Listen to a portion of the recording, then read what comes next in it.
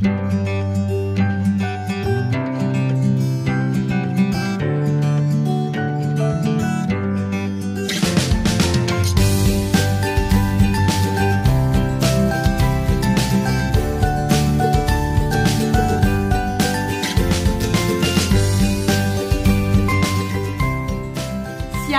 salam damai sejahtera bagi kita semua umat yang dikasihi Tuhan. Apa kabar? Kiranya semua berada dalam keadaan sehat dan penuh penyertaan Tuhan. Sehingga di dalam minggu setelah minggu Paskah, kita masih merasakan sukacita kemenangan. Kita kembali akan merenungkan sebagian dari firman Tuhan di minggu Quasimodo-Geniti ini di tanggal 16 April tahun 2023. Dan sebelum kita membaca firman Tuhan, mari kita siapkan hati, kita mohon penyertaan Tuhan, kita bersatu di dalam doa, kita berdoa. Ya Allah Bapa kami yang penuh kasih setia, kami mengucap syukur bila hari ini Tuhan masih berikan kami kesempatan untuk kembali merenungkan sebagian dari firman Tuhan. Kiranya ya Tuhan, iman kami semakin dikuatkan dan kami semakin mampu menghitung berkat Tuhan di dalam kehidupan kami, yang meneguhkan iman kami untuk terus berjuang menjadi pengikut Kristus yang setia. Pakailah hamba-Mu ini untuk menjadi alat-Mu agar firman-Mu terberita ke setiap penjuru dunia. Di dalam nama Yesus kami berdoa. Amin. Saudara dikasih Tuhan, kita akan membaca kitab 1 Petrus pasal yang kedua, ayat yang pertama sampai ayat yang kelima. Demikianlah firman Tuhan, 1 Petrus 2, ayat yang pertama sampai ayat yang kelima. Yesus Kristus batu penjuru. Karena itu, buanglah segala kejahatan, segala tipu muslihat, dan segala macam kemunafikan, kedengkian, dan fitnah.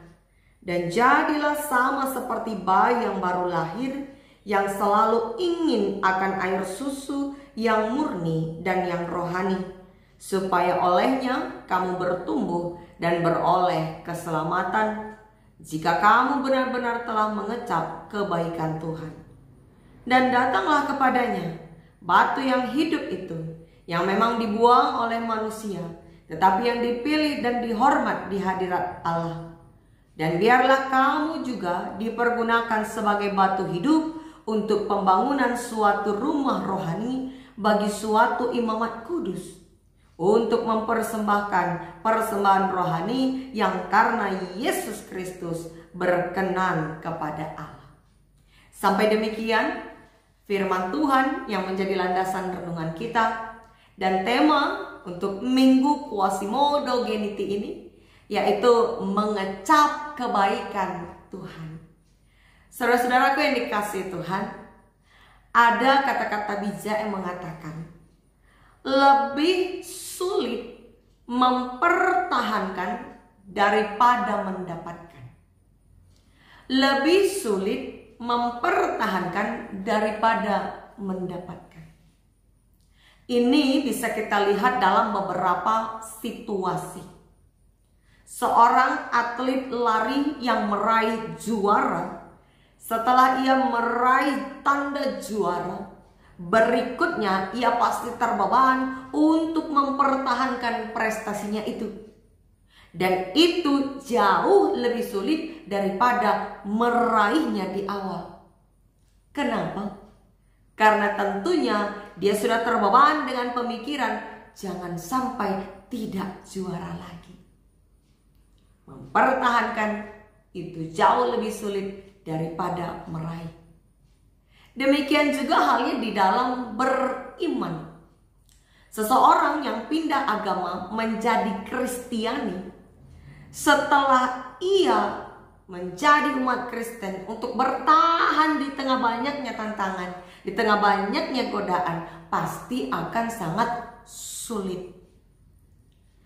Berbagai bentuk cobaan, berbagai bentuk godaan itu pasti datang silih berganti. Bisa melalui tawaran jabatan, tawaran pekerjaan, atau lawan jenis yang menawarkan masa depan penuh cinta, ya. Menjalin relasi dengan lawan jenis yang berbeda keyakinan, itu bisa jadi tantangan dan godaan terbesar. Sehingga tidak jarang orang yang tadinya sudah menjadi pengikut Kristus goyah, tidak mampu mempertahankan imannya, lalu pindah agama, ikut agama kekasihnya. Ada orang-orang seperti itu di sekitar kita? Saudara-saudara dikasih Tuhan, setelah berumah tangga pun demikian.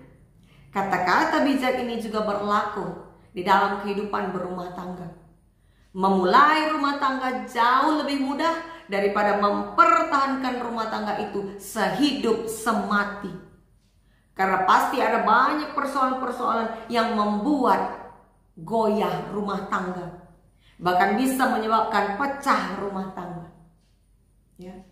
Begitu sulitnya mempertahankan sesuatu, butuh perjuangan. Dan inilah yang menjadi pergumulan pengikut-pengikut Kristus di zaman surat Petrus ini dituliskan. Situasi apakah yang sedang dihadapi para pengikut Kristus ketika itu? Dan apa yang menjadi penekanan dalam surat Petrus ini untuk memampukan kita sebagai orang-orang beriman untuk tetap setia mengikut Tuhan? Mari kita mendalami teks ini. Saudara-saudara yang dikasih Tuhan, surat Petrus bagian pertama ini merupakan surat pastoral kepada umat Kristus yang ketika itu mengalami berbagai-bagai tekanan. Tekanan sosial, politik, ekonomi, hukum. Ya. Mereka diskriminasi, diburu demi mempertahankan iman kepada Kristus. Situasi inilah yang membuat umat Kristus pada saat itu terpencar-pencar, tersebar di daerah Pontus, Galatia, Kapadokia, Asia Kecil, dan Bitinia. Bisa kita baca di pasal yang pertama ayat 1b. Di situ mereka menjadi orang pendatang karena mereka terpaksa meninggalkan kampung halamannya. Mereka dikejar, diburu, disiksa. Sehingga mereka menjadi umat pendatang di daerah yang baru. Maka sebagai pendatang yang lari dari ancaman demi mempertahankan iman, surat ini pun ditujukan agar menguatkan iman hati para pengikut Kristus ketika itu untuk tetap setia kepada Tuhan saja. Di awal surat ini, penulis yang menamakan dirinya Petrus ini menyebut umat-umat itu, orang Kristen ketika itu adalah orang-orang yang dipilih sesuai rencana Allah. Artinya, ketika kita dikatakan sudah dipilih, berarti kita ini adalah istimewa. Kalau ada orang-orang yang menang dari sebuah seleksi, dipilih, terpilih, berarti dia istimewa, berbeda dengan yang lainnya. Maka Petrus menamai mereka itu orang-orang yang dipilih sesuai dengan rencana Allah, karena mereka adalah istimewa, berbeda dengan orang-orang lainnya. Maka di awal surat ini, kata-kata ini lain dituliskan oleh Rasul Petrus untuk menguatkan mereka, bahwa mereka orang-orang yang telah dikuduskan oleh Roh. Sehingga dengan demikian situasi berat yang mereka hadapi ketika itu bisa membuka mata hatinya bahwa mereka memang berbeda dari orang-orang yang tidak mengenal Tuhan. Karena mereka orang-orang pilihan Allah. Sehingga apapun tantangan, apapun tekanan yang harus mereka hadapi, itu menjadi sebuah jalan menuju keselamatan. Karena mereka adalah orang-orang yang berbeda, pilihan sesuai rencana Allah.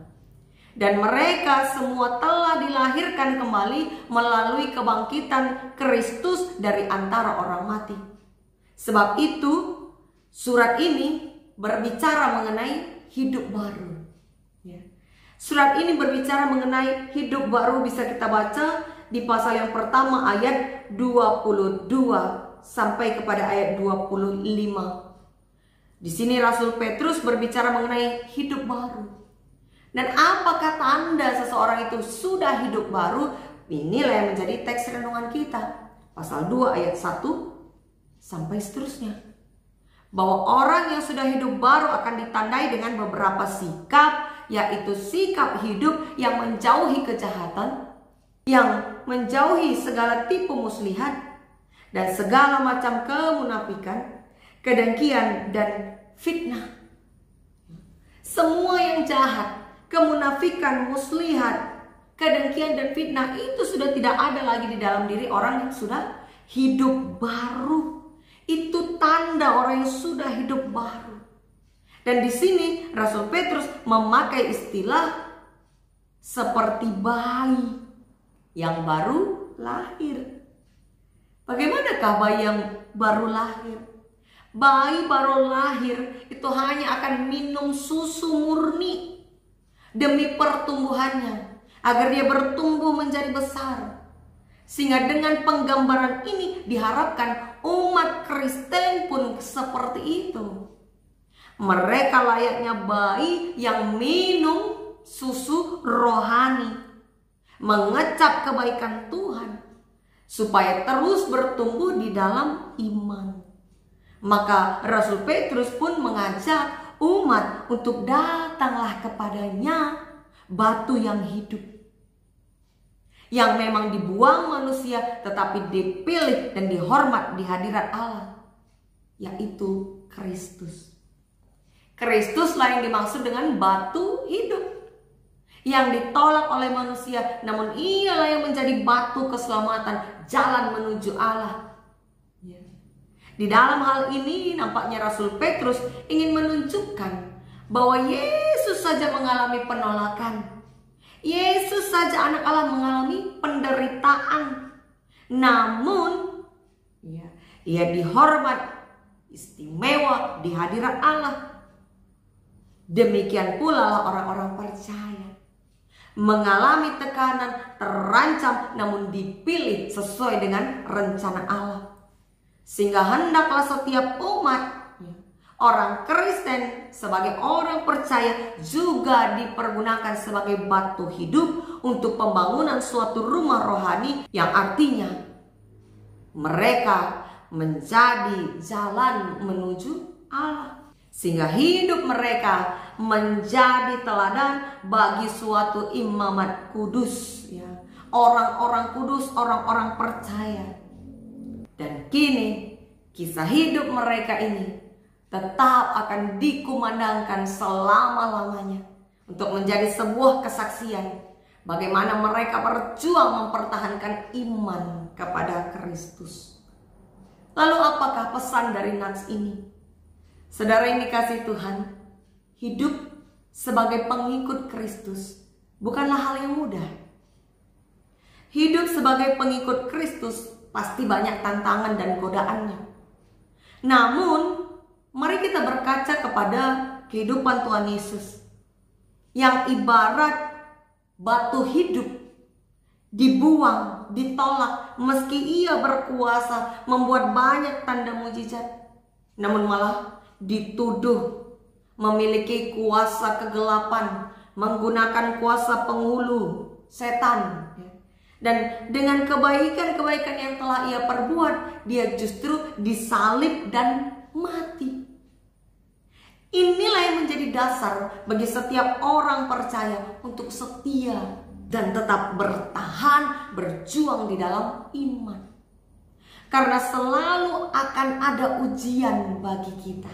Kalau Yesus saja sebagai anak Allah harus menjalani penderitaan, sengsara, baru kemudian misi keselamatan yang berhasil, dengan mati lalu bangkit, menyatakan kuasanya, mengajar dunia ini bahwa tidak ada yang akan sampai kepada Bapa kalau tidak melalui Yesus. Maka hidup kita sebagai orang percaya pun demikian, tak lepas dari tantangan, cobaan, penderitaan. Tetapi barang siapa yang seperti anak bayi yang baru lahir, hidup baru, tidak tahu berbuat jahat, dan hanya minum susu rohani yang membuat imannya bertumbuh, pada akhirnya akan beroleh keselamatan. Pada akhirnya akan berhasil menjalankan misi seperti Tuhan Yesus menjalankan misi keselamatannya di dunia. Jadi momen Paskah yang meski sudah berlalu, namun janganlah kiranya berlalu begitu saja tanpa ada tekad yang terus menetap di hati kita. Mari terus berjuang untuk tetap setia, berjuang dalam iman. Berjuang dalam iman bukan berarti harus mempersiapkan senjata, pistol, pedang, tombak, dan sebagainya ya. Berjuang di dalam iman berarti menjaga hati kita agar jangan ada tipu muslihat, kemunafikan, kedengkian, fitnah, dan semua yang jahat itu segera dibuang jauh-jauh. Minggu ini dinamakan Minggu Quasimodo Geniti, yang artinya seperti anak yang baru lahir. Kehidupan kita sebagai umat kepunyaan Tuhan layaknya umat Israel di dalam kitab Yesaya 63 ayat 7-10 dan dilanjutkan ke ayat 16, yang kepada mereka nyatalah perbuatan kasih setia Tuhan. Semua yang telah Allah lakukan itu penuh dengan kasih sayang kepada umatnya, menjadikan Israel jadi umat pilihan. Maka kepada mereka dijanjikan juru selamat yang akan menebus mereka dari kesesakan. Di mana konteksnya ketika itu umat Israel tengah berada di pembuangan. Maka Tuhan Allah lah Bapa bagi umat Israel yang menjadi penebus sejak dahulu kala. Inilah kesaksian Nabi Yesaya. Dia hendak menyatakan bahwa Allah itu penuh kasih. Ya, itu bisa dinyatakannya kenapa? Karena dia sudah mengalami, dia sudah menyaksikannya. Lalu bagaimana dengan kita? Sejauh apa pengalaman kita merasakan bahwa Allah itu penuh kasih? Sejauh apa kita merasakan bahwa Allah itu penuh kasih? Apakah hanya ketika doa kita dijawab Tuhan? Lalu ketika doa kita tidak dijawab atau harapan kita tidak sesuai kenyataan, kita bilang Allah itu kejam, Allah itu jahat. Ketika kita berdoa minta keturunan bagi rumah tangga kita, tapi Tuhan malah memberi penyakit yang menjadi ancaman bagi kita ke depannya untuk memperoleh keturunan, percayalah pada saat itu pun di dalam kesesakan dan kesulitan kita, kuasa Tuhan tetap nyata. Tidak ada yang mustahil bagi Allah. Semuanya menjadi mungkin, dan Tuhan bisa memakai siapa saja untuk menjadi alatnya, berkarya di dalam kehidupan kita. Maka tetaplah setia menunggu Allah berkarya menunjukkan kasih-Nya kepada kita. Jangan mendua hati. Ya, jangan mendua hati. 1 Korintus 14 ayat 20 menyatakan, janganlah sama seperti anak-anak di dalam pemikiranmu. Jadilah anak-anak dalam kejahatan, tapi jadilah orang dewasa dalam pemikiranmu. Banyak orang Kristen ketika doa dan harapannya tidak sesuai kenyataan, dia ngambek, marah, tidak mau beribadah lagi, berhenti memuji Tuhan, berhenti berdoa. Itu sama seperti anak-anak kecil. Anak-anak kalau tidak diberikan apa yang menjadi keinginannya, dia ngambek, dia marah. Mudah-mudahan tidak ada yang seperti itu ya bagi kita semua, cuma yang dikasih Tuhan. Mudah-mudahan kita semua tidak ada yang begitu. Kita boleh menjadi seperti anak-anak, tetapi di dalam kejahatan. Kita tahu bahwa anak-anak itu polos, jujur, tanpa intrik, ya. Tapi mereka sama sekali tidak jahat. Untuk itu kita tahu bahwa anak-anak itu polos, jujur, dan tanpa intrik. Mereka tidak punya hati yang jahat sama sekali. Nah, untuk itu hendaklah dalam kejahatan kita seperti anak-anak yang polos, jujur, tanpa intrik. Tidak ada kejahatan di hati kita. Tetapi di dalam pemikiran jadilah dewasa, yang penuh hikmat, mempertimbangkan segala sesuatu. Sebelum berkata-kata, mari kita pikirkan, minta hikmat dari Tuhan. Sebelum membuat keputusan, mari kita pikirkan, minta hikmat dari Tuhan. Sehingga kita menjadi dewasa di dalam pemikiran. Mari saudara-saudara yang dikasihi Tuhan, ingat kebaikan Tuhan. Jangan karena satu cobaan lalu kita lupa kebaikan Tuhan. Kasih setia Tuhan itu sudah menyertai kita sejak kita lahir hingga hari ini. Teruslah berjuang untuk mempertahankan iman kita.